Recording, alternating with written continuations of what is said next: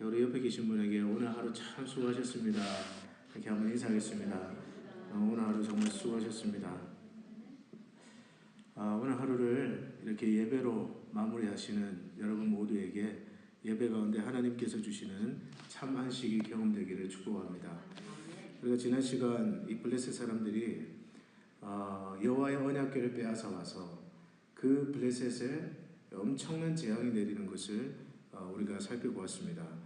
다곤 신전에다가 갖다 두니까 그 다곤 신상이 쓰러져서 여호와의 궤 앞에 엎드려지고, 또 이튿날은 그 머리가 잘리고 두 손목이 잘려서 몸뚱아리만 여호와의 궤 앞에 쓰러졌습니다. 또 그런가 하면 이 블레셋의 주요 도시 5개가 있는데 그 중에 아스돗과 가드와 에그론, 여호와의 궤가 가는 곳마다 심한 독종이 생기고 전염병이 돌고 사람들이 막 죽어나가는 어떤 그런 재앙을 만났습니다. 그래서 이 블레셋 사람들이 도저히 감당이 안 되는 거예요. 그래서 7개월 만에 블레셋의 지도자들이 다 모여서 이 여호와의 법궤를 어떻게 하면 좋으냐 회의를 했습니다. 그래서 그 블레셋 땅의 제사장들과 복술자들, 점치는 자들입니다. 전부 다 불러서 우리가 이 여호와의 궤를 어떻게 하면 좋겠느냐, 어떻게 하면 원래 있던 자리로 돌려보내겠느냐. 이 블레셋의 제사장들과 점치는 자들이 이렇게 조언을 합니다. 이스라엘의 신에게 그 궤를 돌려보낼 때는 그냥 빈손으로 돌려보내면 안 된다는 거예요. 반드시 그 신에게 용서를 구하는 제물, 속건제라고 합니다. 죄 용서를 구하는 제물을 함께 보내야 된다. 그래야 병도 낫고 정말 이것이 저들의 신 여호와가 하신 일인가도 알 수 있다는 거예요. 그래서 그 지도자들이 묻기를, 그러면 그 신에게 무슨 제물을 바치면 좋겠냐. 그래서 그 제사장들과 복술자들, 점치는 자들은 블레셋 통치자들의 수대로 5 지도자가 있었는데 그 수대로 금으로 종기 모양의 금 형상을 만들고 또 금으로 만든 쥐 모양 5개를 바치라는 거예요. 그래서 이스라엘 신에게 예를 다하라는 겁니다. 그러면 이스라엘 신이 여러분과 여러분의 신과 여러분의 땅에 내리치던 그 손을 거두실지도 모른다. 그 땅을 친 종기 모양의 금 형상 5개와 또 쥐 모양의 금 형상 5개를 만들어서 여호와의 언약궤를 보낼 때 상자 안에 담아서 같이 보내라는 겁니다. 속건제물로. 그 이스라엘 신의 노여움을 풀기 위한 일종의 어떻게 보면 보상이죠, 보상. 그런데 이제 그걸 보내는데 어떻게 보내느냐? 새 수레를 만들어서 아직 멍에를 매보지 못한 어미소 2마리, 그리고 그 송아지는 떼어서 집으로 돌려보내고, 그 젖이 나는 암소를 이제 수레를 메워서 보내라는 겁니다. 그런데 이제 소들이 가고 싶은 대로 가만히 두고 보다가 만약에 그 소들이 이스라엘 경계인 베세메스로 곧장 올라가면 우리를 치신 것이 하나님의 손인지 모른다. 손이다. 그러나 만약에 그 소들이 다른 곳으로 가면 이 재앙은 하나님이 저들의 신 여호와가 준 재앙이 아니라 우연히 당한 재앙이라는 것을 알게 될 거라는 거예요. 제가 뒤에 가서 또 설명을 하겠지만 이들 참 굉장히 재미있는 지금 실험을 하고 있습니다. 아직까지 멍에를 매보지 못한 소, 그 소가 멍에를 맸을 때 얼마나 여러분 몸부림을 치고 요동을 칠까요? 또 이제 막 어린 송아지를 낳은 젖이 나는 소입니다. 그 송아지를 떼어서 가두고는 그 암소만 보낸다고 했을 때 그 암소들이 송아지 울음소리를 듣고 과연 베세메스로 갈 수 있을까? 근데 여러분, 이들이 이런 참 흥미로운 실험을 하고 있는 이유가 뭘까요? 그들은, 이 블레셋 사람들은요, 아직까지도 긴가민가 하는 거예요. 무슨 말이냐? 이것이 정말 여호와께로부터 온 재앙인지, 우리가 5장에서 살펴봤지만 다곤 신상이 넘어지고 또 이렇게 세웠더니 둘째 날에는 머리가 잘리고 두 손목이 잘리고 몸뚱아리가 또 여호와의 궤 앞에 넘어져 있고 또 그런가 하면 아스돗과 가드와 에그론의 심한 독종과 전염병, 아마 패스트가 아닐까 싶은데 그 전염병이 돌아가지고 수많은 사람들이 죽어나가는 이 일이 자연적인 일인지 아니면 정말 저들의 신 여호와 하나님이 하신 일인지 아직까지도 긴가민가한 거예요. 그러니까 마지막으로 한 번 더 그것이 정말 여호와로부터 비롯된 것인지 아니면 우연히 만난 재앙인지 한번 테스트해 보자는 겁니다. 여러분 사실 블레셋 사람들이 좀 엉뚱해 보이는 것 같지만 사실 우리도 그럴 때가 있어요. 우리 크리스천들도 과연 지금 이것이 하나님이 하시는 일인지 하나님의 뜻에 관해서 우리도 긴가민가 할 때가 있습니다. 여러분 그렇지 않습니까? 정말 지금 이것이 하나님으로부터 온 것인지 아니면 우연히 일어난 일인지 여러분 그럴 때 한 가지 도움이 되는 팁이 오늘 5장과 6절 말씀에 보면 나와요. 이것이 무엇이냐? 하나님께서 주시는 메시지는요. 어떤 사건은 다를 수가 있습니다. 예를 들어서 다곤 신상이 넘어진다든지 또 그 다음 날에는 머리가 잘리고 또 두 손목이 끊어지고 또 그 다음에는 막 그 블레셋 도시들의 심한 종기가 돌고 패스트가 돌고 역병이 돌고 이 사건들은 다 다양할 수가 있어요. 다릅니다. 근데 중요한 것은 뭐냐?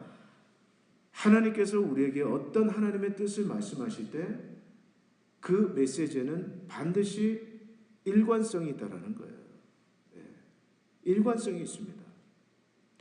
여러분 그 블레셋 지방을 치던 역병, 다곤 신상이 넘어지고 또 이 베스메스로 올라가는 이 암소의 사건을 통해서 하나님께서 말씀하고자 하는 the message, 그 메시지는 무엇입니까? 그것은 이 일은 하나님이 하시는 일이다. 이 일은 크고 전능하신 여호와께서 행하고 계신다. 이 메시지가 여기에 담겨 있는 거예요. 여러분 마찬가지입니다. 하나님께서 저와 여러분들에게 하나님의 어떤 뜻을 보여주실 때 하나님은 일관성 있게 말씀하세요. 여기 다르게 표현하면 똑같은 말씀을 하나님은 다양하게 반복해서 말씀하십니다. 아마 여러분들 가운데 그런 경험이 있을 거예요. 설교를 통해서 들었던 말씀입니다. 마치 설교를 듣는데 오늘 나에게 주시는 그 말씀처럼 나에게 다가와요. 그런데 그 똑같은 말씀이나 비슷한 말씀을 큐티를 할 때 또 발견하게 되고 만나게 되고요. 또 속으로 성경 공부를 할 때 또 그 말씀이 또 튀어나옵니다. 그리고 화장실에서 책을 읽는데 어떤 분도 화장실 가보면 꼭 책이 있어요.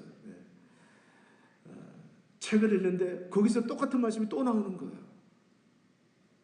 그런가 하면 어떤 환경을 통해서 어떤 분하고 막 대화를 하고 있는데 그분은 정말 지금 나의 상황을 전혀 모르는 분이에요. 그런데 그분하고 대화를 하는데 대화 가운데서 또 비슷한 내용의 말씀이 또 나오는 거예요. 여기 여러분 무슨 뜻이 있습니까? 목적이 뭐예요? 지금 말씀하고 계시는 분이 하나님이라는 것입니다. 하나님의 음성으로 알아들으라는 거예요. 하나님은 반복하십니다. 반복해서 말씀하세요. 목적은 지금 하는 말씀이 나의 말이라는 것을 우리가 알기를 원하신다는 거죠. 때문에 여러분 어떤 일을 두고 하나님의 음성을 구하고 계신 분이 계십니까? 하나님의 그 뜻이 아닌지 맞는지 긴가민가하는 그런 분이 계세요? 그렇다면 지금 나에게 반복해서 주시는 말씀이 무엇인지 그것을 여러분 살펴보세요. 환경을 통해서 또 계속해서 반복해서 주시는 일관된 메시지가 있는지 듣게 하시고 또 듣게 하시고 또 듣게 하시고 그런 메시지가 있는지 여러분 잘 살펴보십시오. 제가 여러분 기도해 주신 대로 이제 다음 주 월요일이면 레바논과 또 요르단을 방문하게 됩니다. 근데 사실 제가 뭐 올해는 그렇게 가야지, 뭐 3월 달에 가야지 이렇게 구체적으로 계획을 짰던 건 아니에요. 제가 한번 설교 중에도 말씀드렸지만 우리 교회가 정말 앞으로 전략적으로 좀 선교를 했으면 좋겠는데 주님 어떻게 하기를 원하십니까? 정말 저 나름대로는요 정말 부임해 와서 3년 동안 정말 계속 기도해 왔어요. 근데 제 마음에 하나님께서 주신 단어들이 몇 개가 있었습니다. 부담을 주시는 단어들, 특별히 난민이라는 단어와 또 이슬람이라는 단어. 근데 그걸 가지고 계속 기도하는데 이미 제 친구 선교사도 뭐 이렇게 그쪽 지역에 나가서 사역하는 선교사들도 있지만 정말 저는 우리 교회가 성령의 인도를 받기를 원했어요. 근데 답답한 마음을 가지고 어느 새벽에 기도하는데 저는 잘 그런 기도를 하지 않지만 저도 모르게 그런 기도가 툭 튀어나오는 거예요. 하나님 모르겠습니다. 저에게 가장 먼저 연락 오는 곳을 하나님의 뜻으로 알고 제가 한번 진행해 보겠습니다. 근데 그리고 며칠 지나서 어떤 분이 선교사님 한 분을 소개시켜 주셨는데 그분의 하는 사역이 정말 놀랍게도 특별히 이슬람 난민들을 섬기는 사역을 하고 계셨습니다. 그래서 그분이 추수감사절 때 우리 교회 와서 선교 보고를 하고 또 기도하는 가운데 그분과 일정을 맞춰서 제가 이번에 중동을 방문하게 됐습니다. 제게는 꼭 그런 느낌이에요. 마치 퍼즐 조각 2개를 들고 있는 느낌. 근데 이 그림이 어떻게 맞춰져 있지? 성령께서 어떻게 인도하실지 한편으로는 약간 긴장도 되고요. 또 한편으로는 약간 익사이팅하기도 합니다. 왜냐하면 여기까지도 저는 성령께서 인도하셨다고 믿기 때문에 그래요. 제가 무슨 말씀을 드리려냐 하면 하나님의 뜻을 우리가 찾아가는 과정은 모든 그림이 한꺼번에 다 들어오는 경우는 잘 없는 것 같아요. 마치 퍼즐 하나를 들고 있으면 또 다른 퍼즐을 하나님이 또 주시고 또 다른 퍼즐을 주시고 근데 그것들을 맞춰가다 보면 나중에 비로소 whole picture 하나님의 뜻은 이것이구나 이렇게 맞춰지는 것이 하나님의 인도하심이 아닌가 생각합니다. 때문에 여러분 어떤 일을 두고 성령의 인도를 구하고 계십니까? 하나님의 뜻을 구하고 계세요? 그렇다면 여러분 다 보이지 않아도 괜찮아요. 너무 답답해하지 마세요. 큰 그림이 다 보이지 않는다고 너무 답답해하지 마십시오. 그 과정 속에서 하나님께서 어떤 메시지를 반복해서 주시는지 그걸 여러분 잘 살펴보시기를 바랍니다. 설교를 통해서 주시는 말씀 또 그것이 또 다른 어떤 경건한 그리스도인들과의 대화에서 또 듣게 하시는 그 말씀 또 내 개인적으로 큐티할 때 또 듣게 하시는 그런 말씀이 있는지 그것을 잘 살펴보시고 하나님의 인도를 잘 받으시기를 바랍니다. 놀라운 것은요. 한 번도 멍에를 매지 않은 그 소. 더군다나 여러분 이제 막 젖을 땐 그런 암소. 그 소에게 멍에를 메고 이 베세메스를 향해서 보냈습니다. 네, 여러분 이 베세메스는 뭐 프리웨이처럼 뻥 뚫린 대로가 아니에요. 지리적으로 보면 그 길은 오르막길입니다. 오르막으로 올라가야 되는 길이고요. 구불구불한 길입니다. 그 길을 이 소가 좌로나 우로나 치우치지 않고 곧장 찾아간다. 이건 사실 확률적으로는 어떤 의미에서는 거의 제로에 가까운 일이에요. 뒤에서는 막 젖을 막 댄 송아지가 막 울고 있을 것이죠. 그리고 한 번도 멍에를 보지 않았기 때문에 얼마나 그 소가 막 불편하겠어요. 그 암소가 끄는 수레가 이 구불구불한 오르막길을 지나서 베세메스로 간다는 것은 이게 사실 확률적으로 제로에 가까운 그런 일입니다. 그런데 어떤 일이 일어나느냐? 이 블레셋 사람들이 뒤를 따라가면서 과연 어떻게 될까? 궁금한 마음을 가지고 뒤를 따라가는데 그 암소들이 끄는 수레가 좌로나 우로나 치우치지 않고 곧장 그 에그론에서 출발해서 베세메스까지 가는 거예요.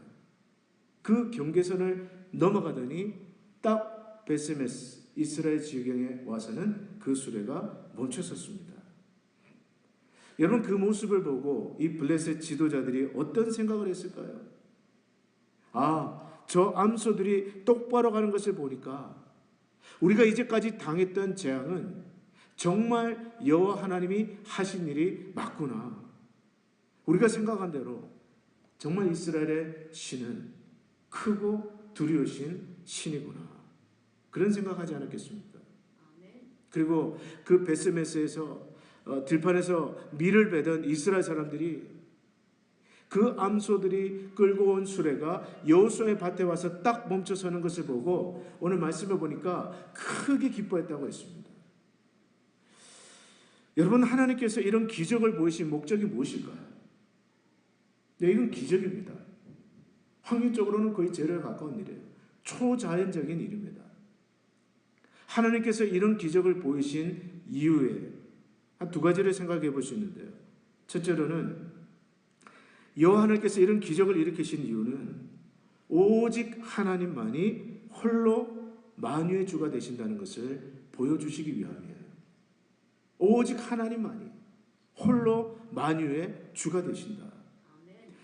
여러분, 어떤 의미에서 이 블레셋 사람들은 한편으로는 자기들이 당한 그 재앙을 보면서 하나님께서 하신 일로 생각하고 두려워했습니다.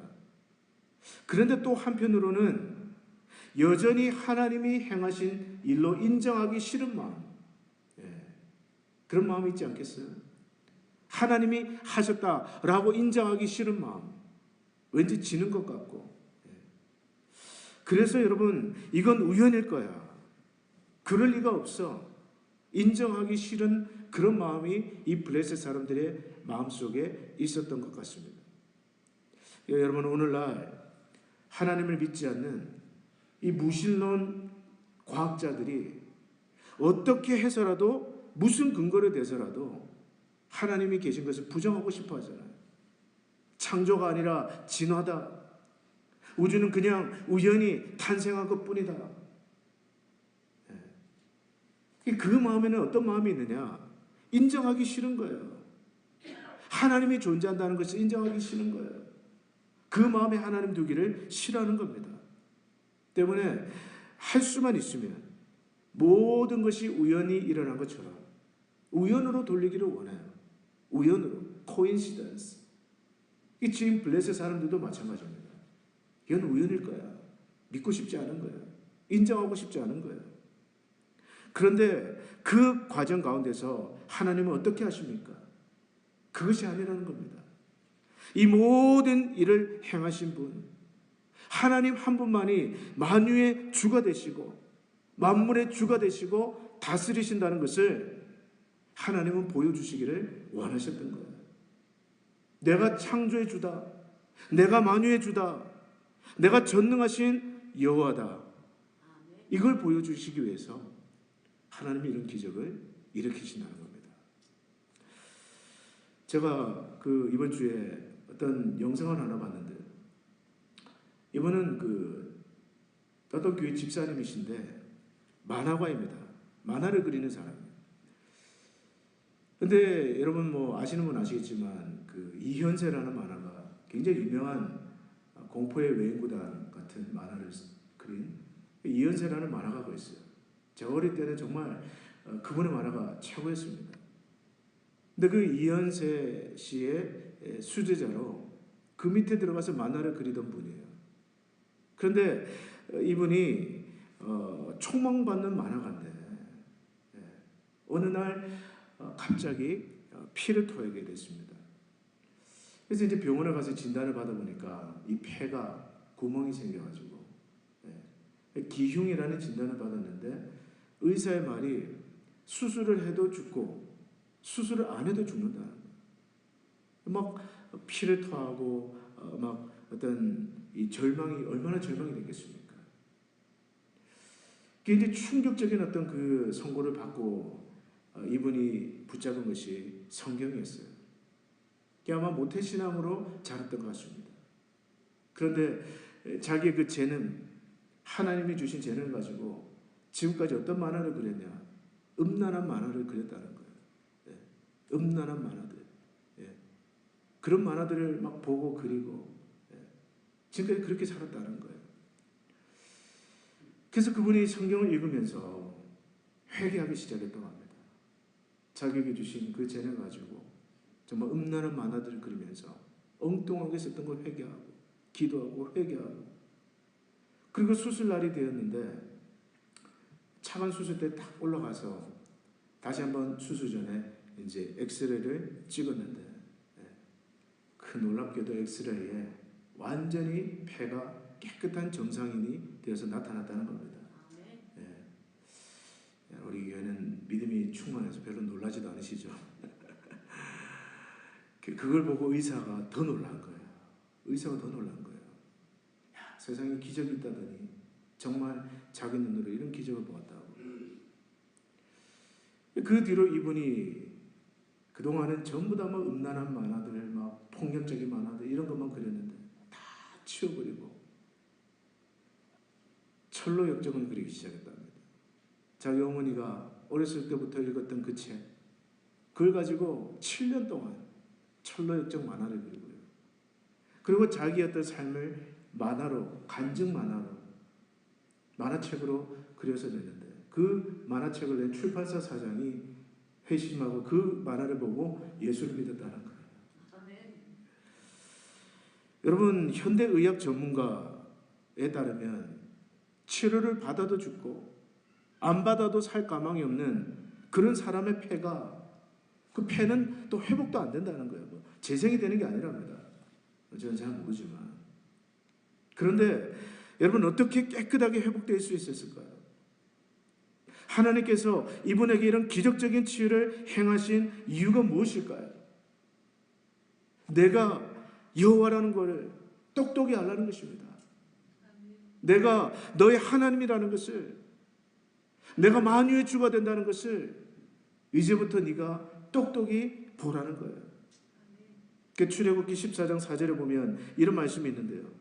내가 바로의 마음을 완악하게 한즉 바로가 그들의 뒤를 따르리니 내가 그와 그의 온 군대로 말미암아 영광을 얻어 애굽 사람들이 나를 여호와인 줄 알게 하리라.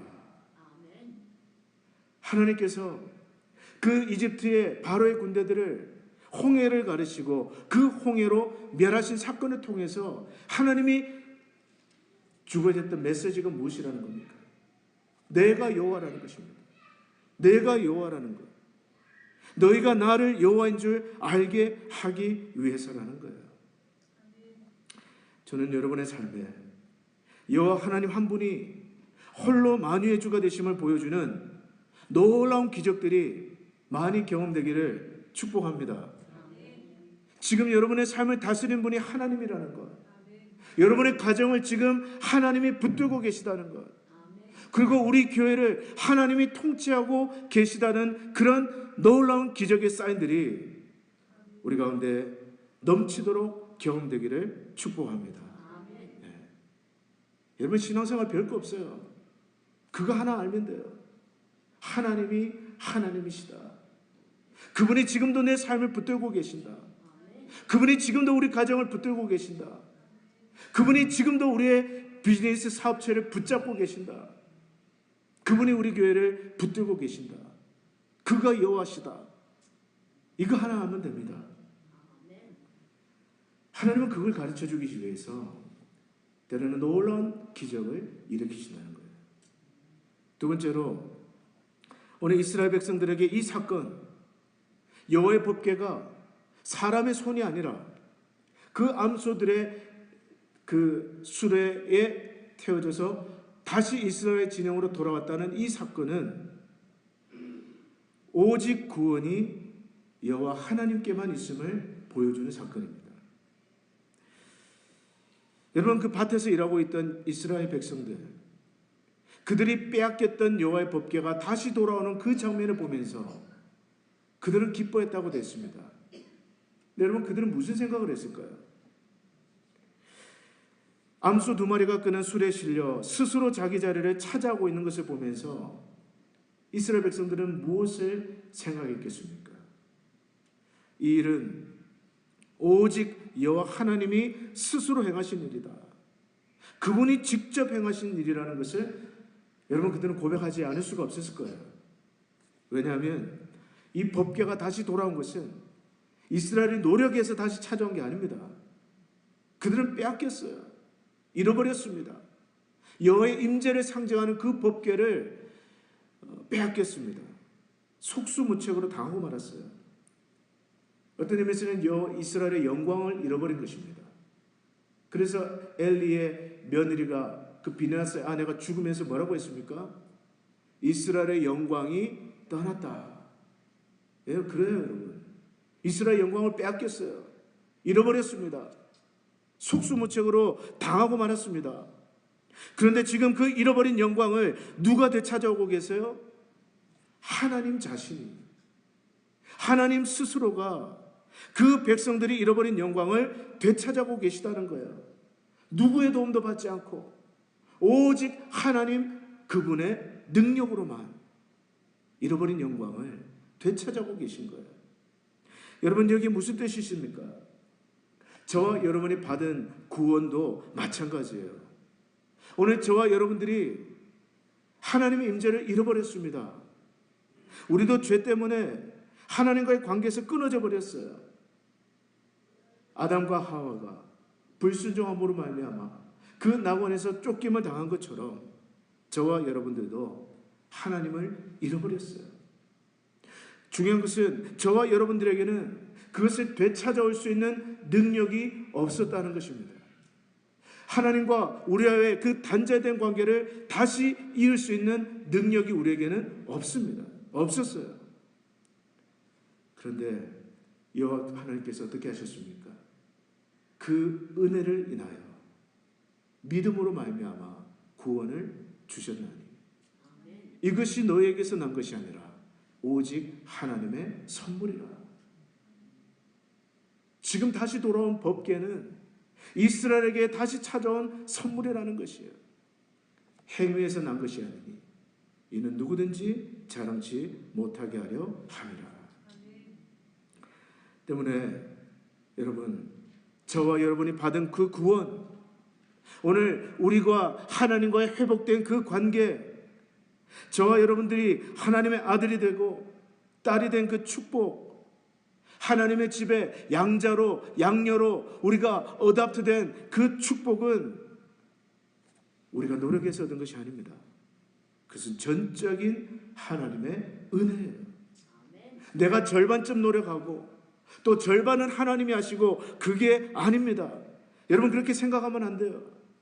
우리는 전적으로 무능한 자들이었습니다. 마치 지금 이스라엘 백성들처럼 법궤를 빼앗기고 아무것도 할 수 없었던 이스라엘 백성들처럼 저와 여러분은 구원에 관해서 전적으로 무능한 자들이었어요.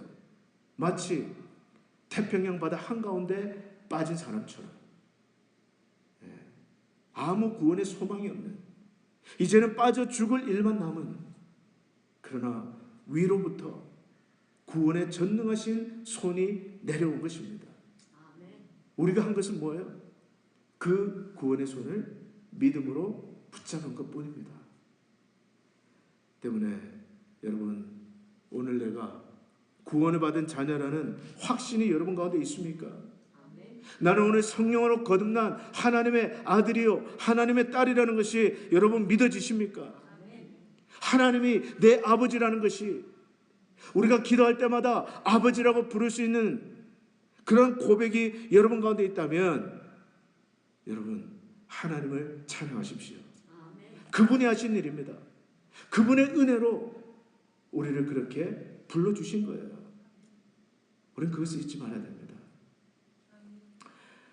이처럼 여러분, 여호와의 교회는 전적으로 하나님의 은혜와 하나님의 능력으로 다시 제자리를 찾아왔어요.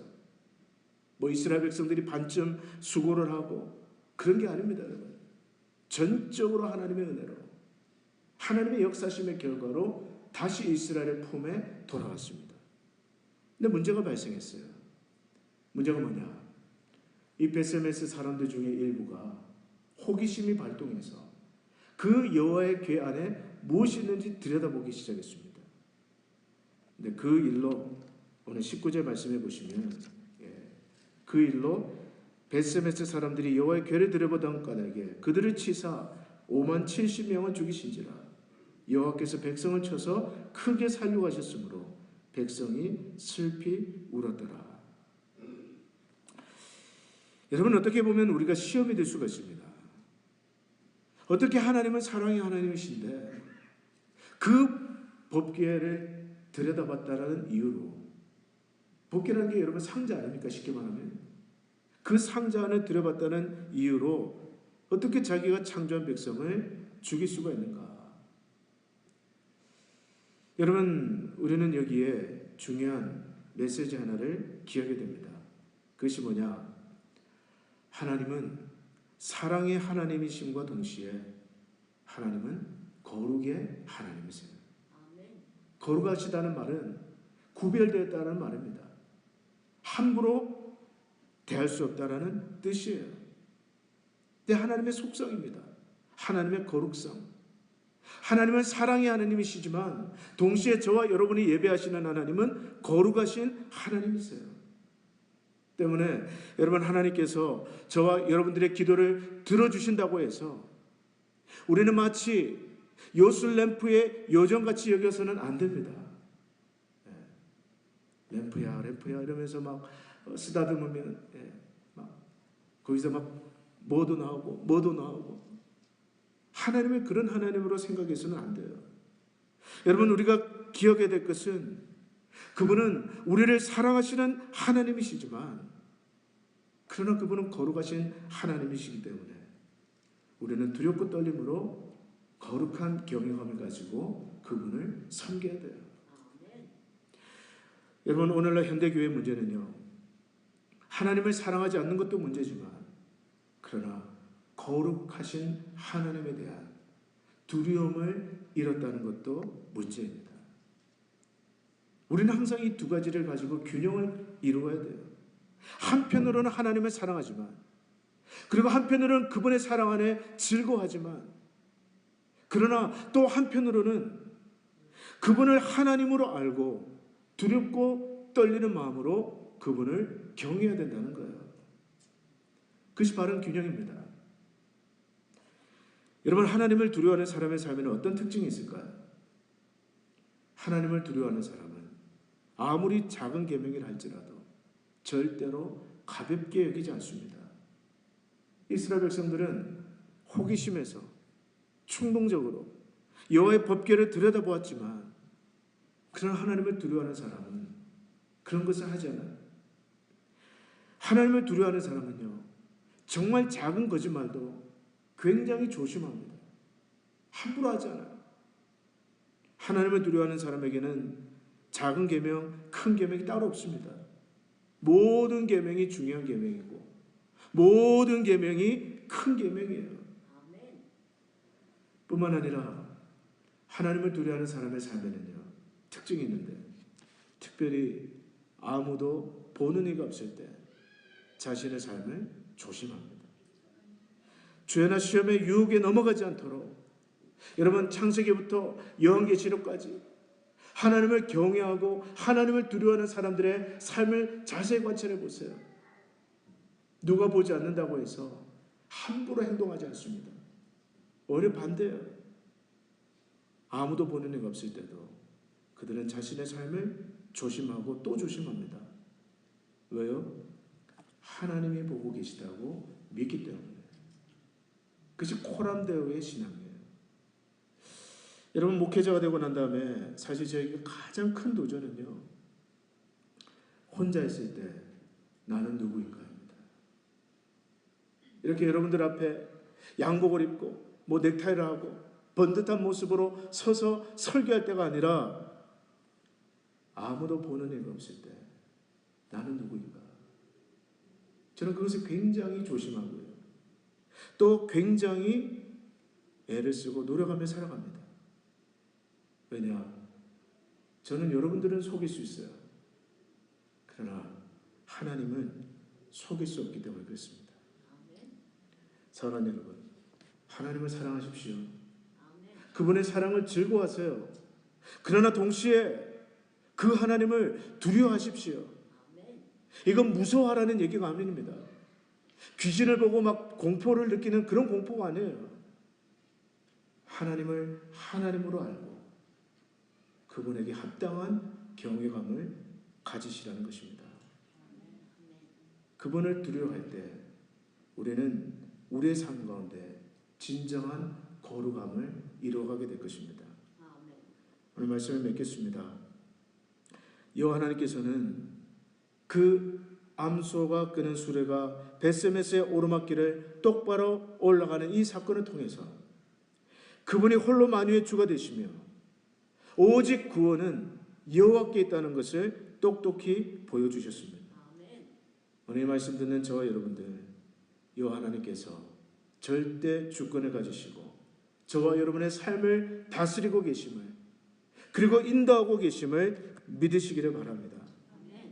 마치 우리는 법궤를 빼앗긴 이스라엘 백성들처럼 실패했고 무능하게 앉아있을지라도 그분이 반드시 다시 찾아오셔서 저와 여러분들에게 구원을 회복시켜 주실 것입니다.